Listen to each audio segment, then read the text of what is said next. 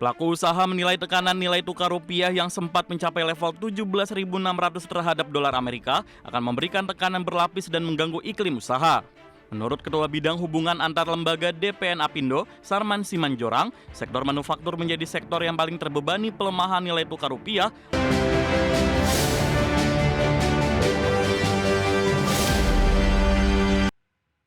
Ya, Asosiasi Pengusaha Indonesia atau APindo angkat bicara tingginya nilai tukar rupiah yang mencapai 17.500 per dolar Amerika. Hal ini dipandang berdampak terhadap biaya produksi, pelaku usaha dan berpotensi meningkatnya harga barang produksi hingga pemutusan hubungan kerja. Pelaku usaha menilai tekanan nilai tukar rupiah yang sempat mencapai level 17.600 terhadap dolar Amerika akan memberikan tekanan berlapis dan mengganggu iklim usaha. Menurut Ketua Bidang Hubungan Antar Lembaga DPN Apindo, Sarman Simanjorang, sektor manufaktur menjadi sektor yang paling terbebani pelemahan nilai tukar rupiah lantaran bahan baku produksi sektor manufaktur 70% didapat dari impor. Jika pelemahan nilai tukar rupiah berkepanjangan, mengakibatkan beban produksi yang berakibat naiknya harga produk ke konsumen. Bahkan tak menutup kemungkinan adanya skema perumahan karyawan hingga pemutusan hubungan kerja.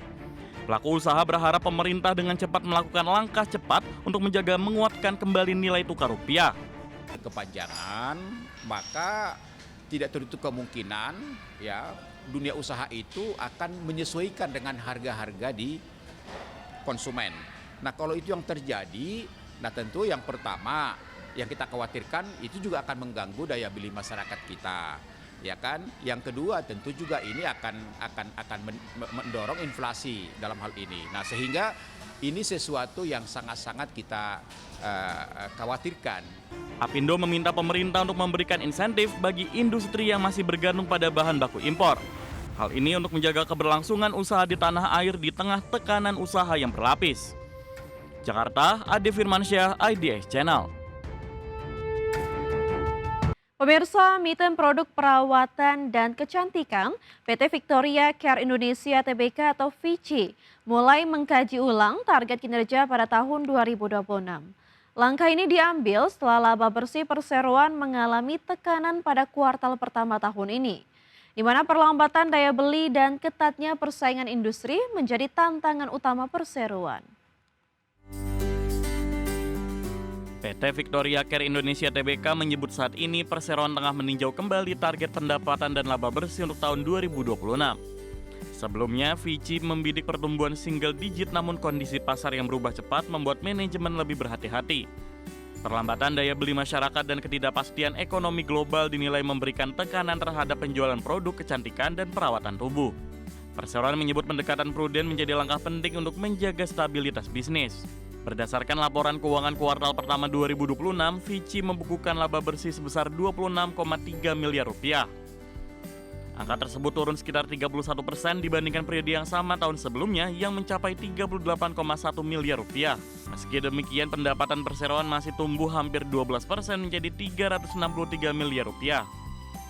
Penurunan laba dinilai dipengaruhi meningkatnya biaya operasional dan persaingan pasar yang semakin ketat. Untuk menjaga kondisi keuangan perusahaan, VICI memutuskan menunda rencana perluasan pabrik yang sebelumnya sudah dikaji. Manajemen menyebut langkah ini menjadi bagian dari strategi mitigasi risiko di tengah kondisi pasar yang belum stabil. Saat ini perseroan memilih berfokus pada efisiensi operasional dan penguatan struktur bisnis. Selain itu, VICI juga akan terus memantau perkembangan pasar sebelum melanjutkan rencana ekspansi besar. Meski menghadapi tekanan industri, produk kecantikan dan perawatan tubuh di Indonesia dinilai masih memiliki prospek positif dalam jangka panjang. Pertumbuhan e-commerce dan meningkatnya kesadaran masyarakat terhadap perawatan diri menjadi pendorong utama pasar. VICI juga terus memperkuat strategi penjualan online dan inovasi produk untuk menjaga daya saing. Ke depan, perseroan optimis dapat menjaga stabilitas kinerja meski kondisi pasar masih menantang. Berbagai sumber IDX Channel. Emiten properti PT Metropolitan Land Tbk atau MTLA tetap optimistis mencapai target bisnis pada tahun ini. Di mana meski industri properti masih dihadapkan pada tantangan ekonomi dan tekanan global, perseroan menilai peluang pertumbuhan masih terbuka. Di mana strategi pengembangan proyek dan penguatan pendapatan berulang menjadi fokus utama perseroan. PT Metropolitan Land Tbk menargetkan marketing sales atau prapenjualan sebesar 2 triliun rupiah pada 2026. Hingga kuartal pertama 2026, perseroan sudah mencatat realisasi penjualan sekitar 401 miliar rupiah atau setara 20% dari target tahunan.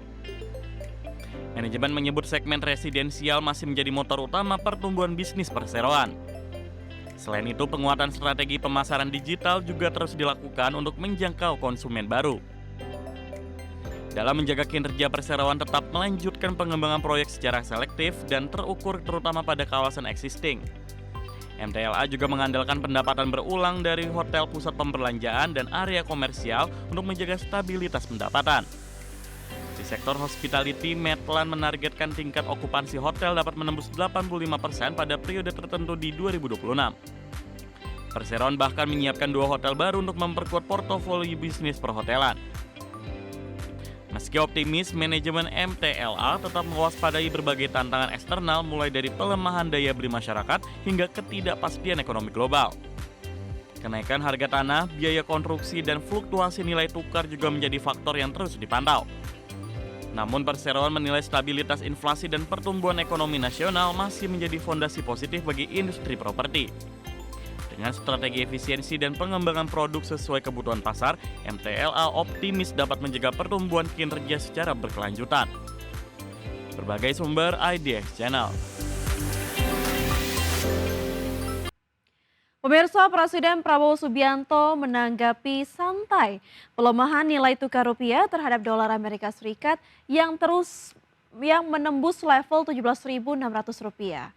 Menurut Prabowo, anjloknya nilai tukar rupiah tidak berdampak langsung terhadap kehidupan masyarakat di pedesaan yang lebih fokus pada pemenuhan kebutuhan pokok. Prabowo meminta publik tidak terlalu mengkhawatirkan pergerakan rupiah terhadap dolar Amerika Serikat.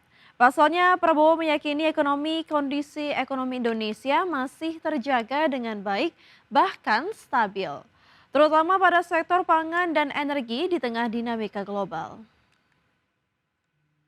Sekarang ada yang selalu entah apa, saya nggak mengerti. Sebentar-sebentar Indonesia akan kolaps, akan chaos, akan apa, ya kan?